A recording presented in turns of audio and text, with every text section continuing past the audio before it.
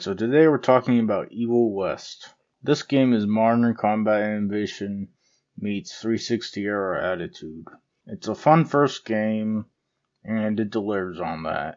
But before we get into the rest of the video, if you like action horror, check this out. The demo for What Happens After Midnight, my action survival horror FPS, is available for free right now. You're sent to investigate the town of Night Vale and quickly discover interdimensional forces are invading our world. Hop between worlds, meet strange characters, and survive cosmic horrors once you find out what happens after midnight. First, let's dig into the gameplay. The combat is a mix of ranged and melee. It leans more toward melee. It's very fun, and I think there should be more mixed ranged games. On the melee side, it feels pretty good.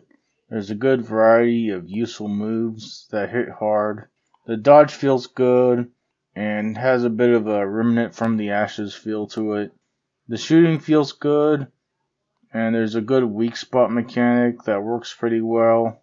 There's a pretty big variety of guns, almost too much actually, because you can't really invest in them all in the skill tree. The skill tree itself is fairly good. Outside that, it leans too much toward melee.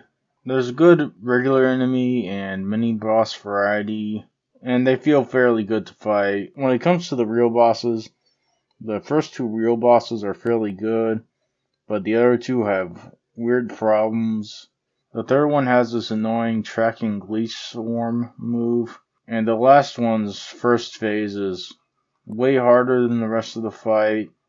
There are some long stretches between combat arenas where you mostly just find stuff and solve simple puzzles.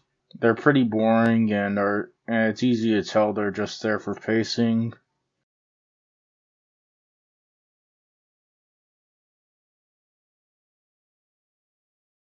When it comes to story, it does have a pretty cool world. You got these old-timey cowboys hunting supernatural creatures and all this retrofuturistic industrial revolution technology.